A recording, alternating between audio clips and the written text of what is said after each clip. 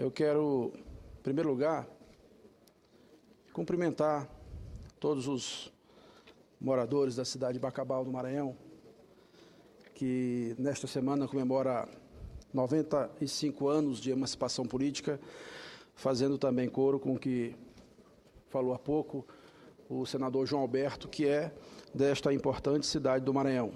Portanto, a todos os habitantes daquela importante cidade, os meus cumprimentos e felicitações por estar chegando muito próximo no centenário, uma cidade que ajuda muito a desenvolver o nosso Estado. Eu quero, nesta oportunidade,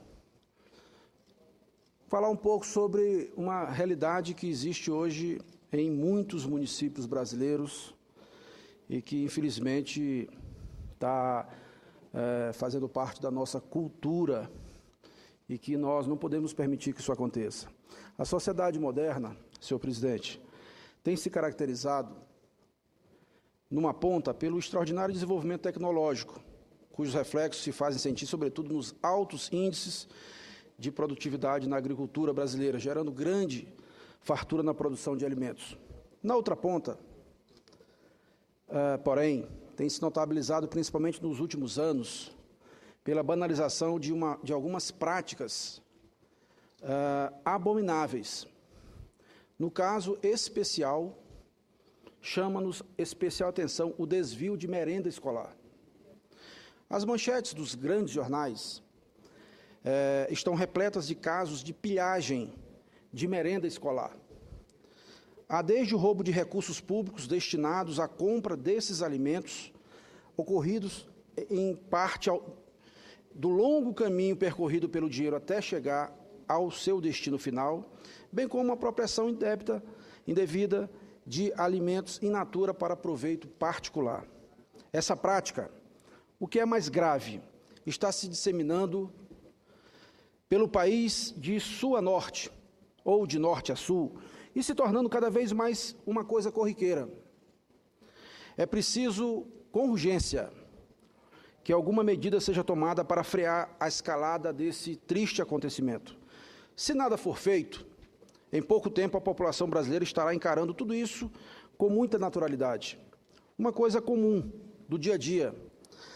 E quando a população, anestesiada pela banalização de um fato que deveria ser excepcional, deixa de se indignar com uma situação tão abominável quanto essa, é sinal de que sua capacidade de indignação está próxima de se esgotar.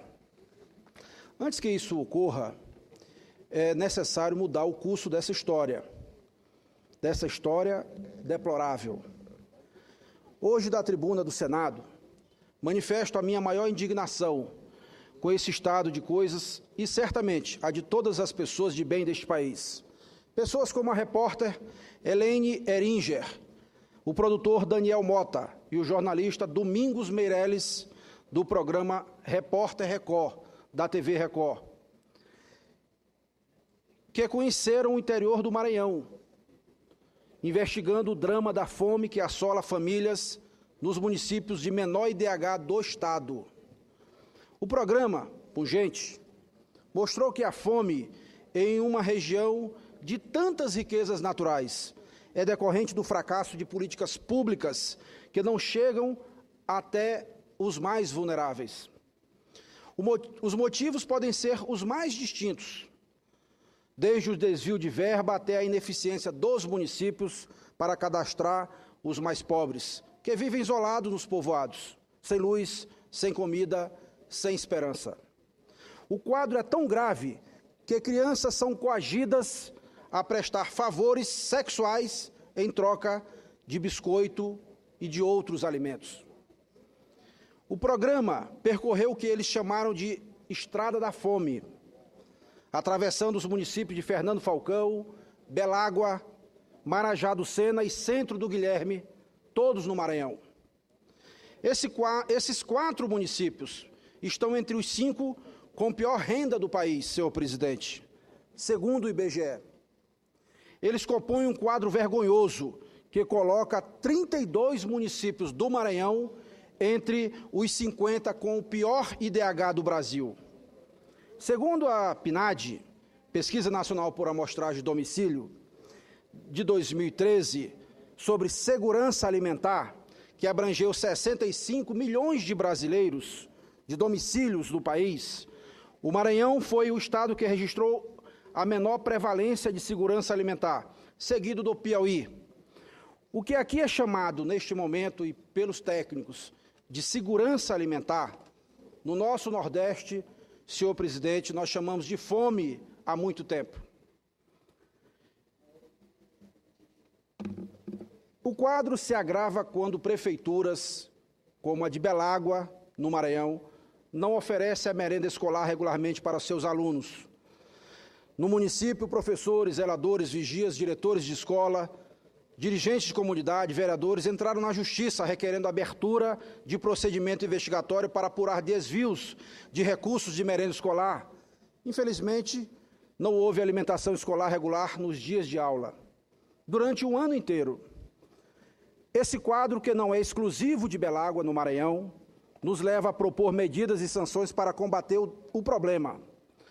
Hoje, o Programa Nacional de Alimentação Escolar, PNAE, transfere para os municípios e estados valores per capita diferenciados para atender as diversidades étnicas e necessidades nutricionais, por faixa etária e condição de vulnerabilidade social, diferenciando o valor do per capita repassado aos alunos matriculados em escolas em localidades em áreas indígenas e remanescentes de quilombos.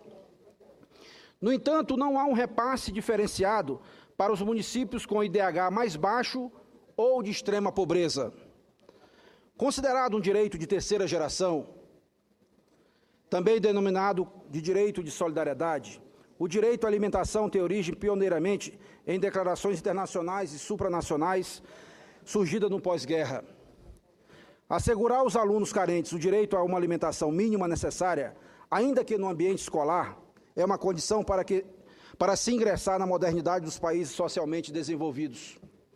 A Declaração Universal dos Direitos Humanos, com status de emenda constitucional, reserva especial atenção para a alimentação, classificando-a como direito de cada pessoa, cuja finalidade primordial é garantir a todos um nível de vida suficiente e capaz de manter a integridade da família, bem como a saúde e o bem-estar dos indivíduos.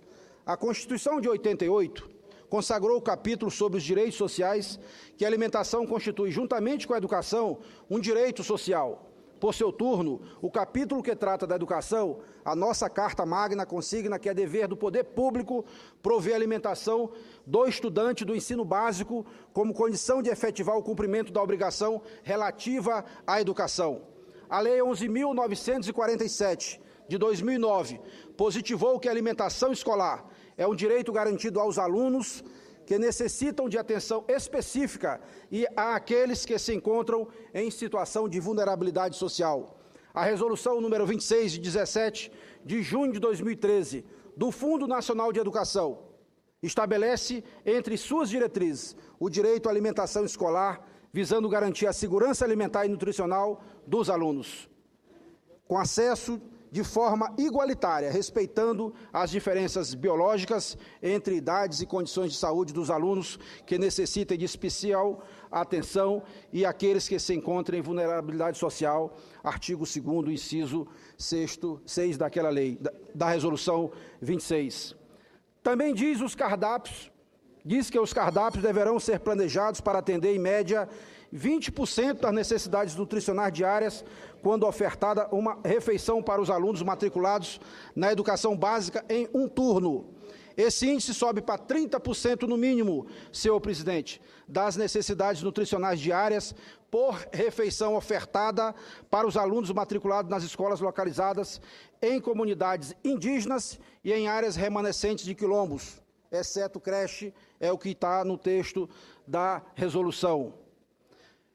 E é um modelo a ser seguido para comunidades onde há grande pobreza e, mesmo atendida pelo Bolsa Família, ainda sofrem de carência alimentar. Estamos propondo que a oferta alimentar diária alcance também, de forma diferenciada, os municípios com menor IDH do país, aqueles que estão na extrema pobreza, Conforme o IBGE,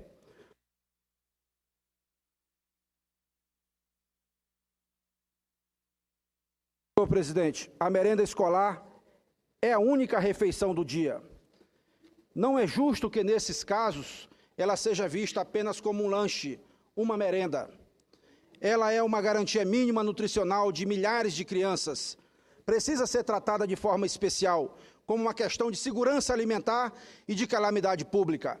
Nesses primeiros dias como senador da República, minha assessoria, juntamente com a consultoria desta Casa, estudou um ponto de corte que estabeleça os critérios para a concessão desse suprimento alimentar.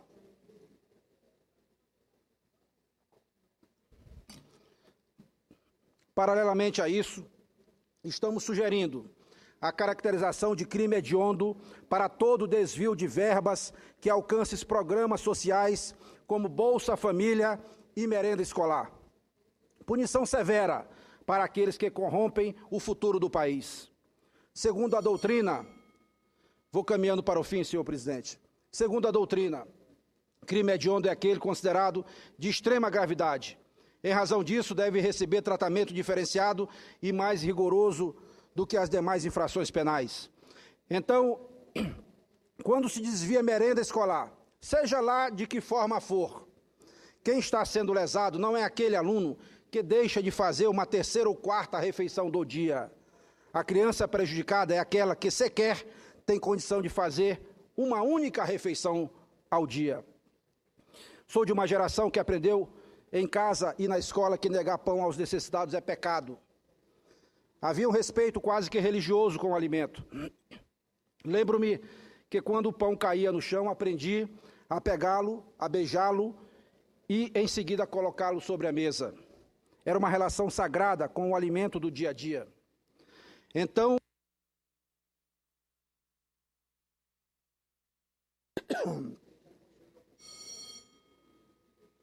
hoje o que se vê, senhor presidente, senhores senadores, são alguns inescrupulosos se locupletando com a fome alheia. Pior que isso, com a fome de crianças indefesas. Por isso, o desvio de merenda escolar nos parece com o típico crime hediondo, como tal deve ser tratado. Senhor presidente, senhoras e senhores senadores, a merenda escolar, quando constitui um único alimento regular de uma criança, deixa de ser o lanche e passa a ser a tábua de salvação e segurança alimentar de milhares de brasileirinhos e brasileirinhas pelo país afora. Os 470 municípios atendidos por esse projeto devem merecer do poder público a condição de prioritários. Não se pede uma regalia ou um privilégio. No estado de Vossa Excelência, o estado de Alagoas, por exemplo, esse projeto